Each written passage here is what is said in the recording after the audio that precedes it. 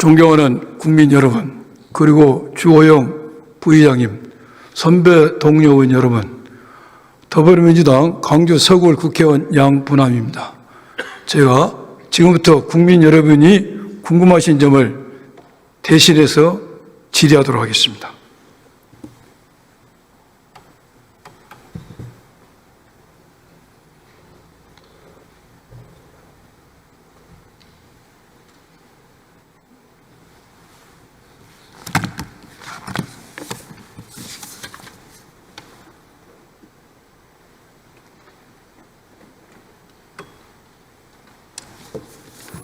장관님 나오십시오. 법무부 장관님.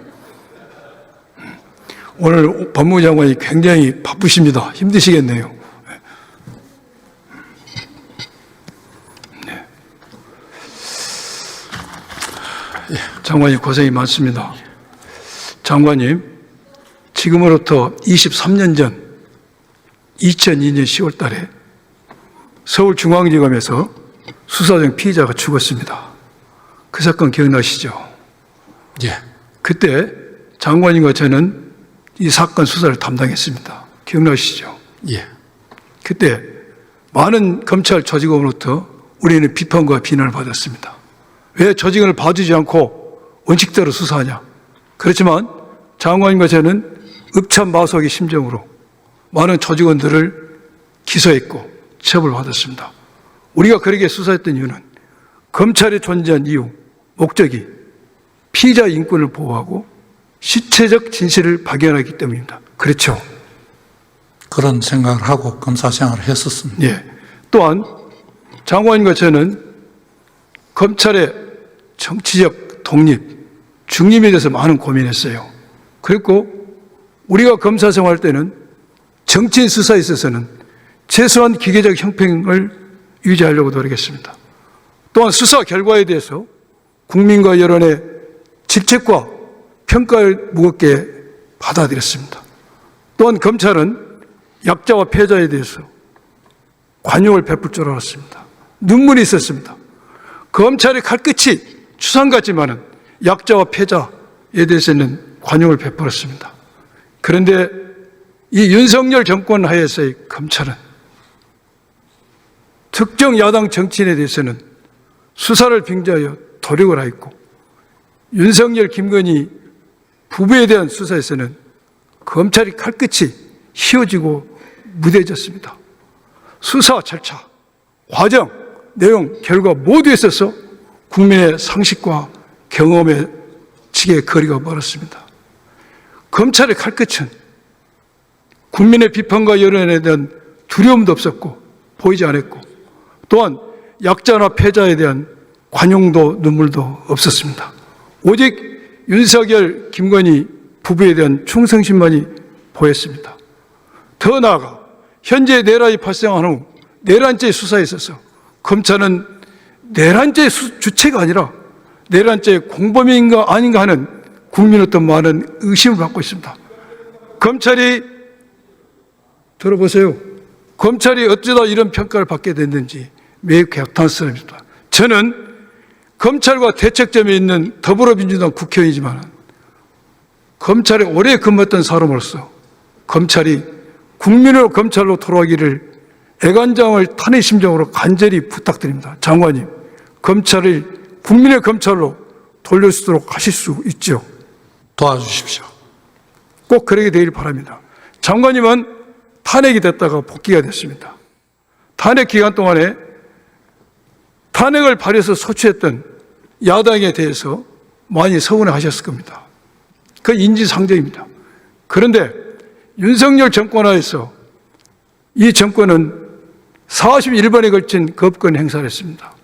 의회를 무시했습니다. 야당을 정치적 파트너로 인정하지 않았습니다. 독선을 벌였습니다. 또한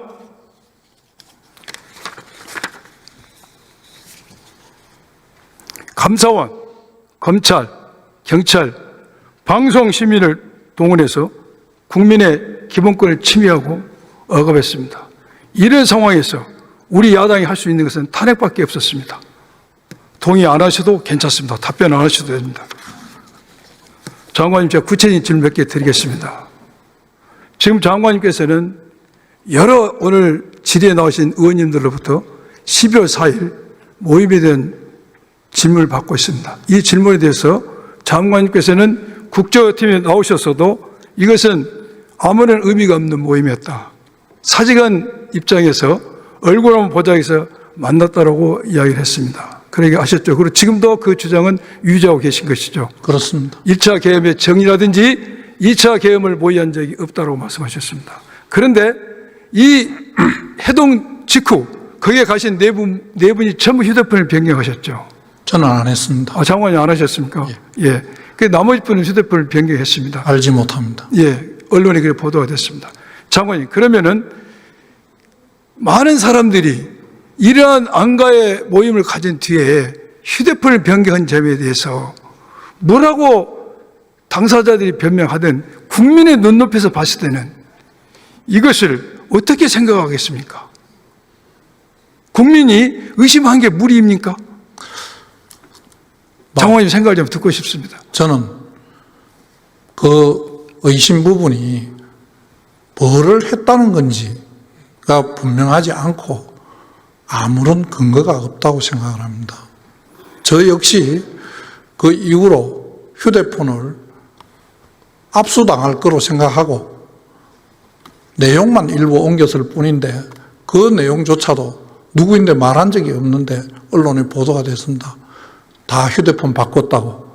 저는 다른 사람이 어떻게 했는지 알지를 못하고 그날 저녁에 비상계엄, 2차 비상계엄 모의라든지 어떻게 구체적으로 대응한다든지 그런 말을 할 상황도 아니었고 그 내용을 저희들조차도 알지도 못하는 내용이었습니다.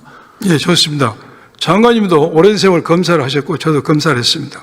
우리가 수사를 함에 있어서 우리의 수사 대상이나 참고인이 어떤 특정한 일이 있고 나서 휴대폰을 변경했을 때 우리는 검사로서 당연히 의심을 했죠. 당연히 의심을 하는 거 아닙니까? 저는 안 바꿨습니다. 아니, 장관님 안 바꾸셨는데 다른 사람이 하셔야 됐어요. 될까 합니까? 예, 좋습니다. 예, 좋습니다. 그래서 우리 의원님들과 언론과 국민의 눈높이에 봤을 때는 그 안가해동, 이 휴대폰을 안가해동 직후 휴대폰을 변경하는 점을 비춰봤을 때 거기에서 무슨 말을 했는지 우리는 알 수는 없으나 그 해동의 순수성에 대해서 의심을 할 수밖에 없다는 상황을 제가 말씀드립니다. 두 번째 질문 드리겠습니다. 지금 내란죄는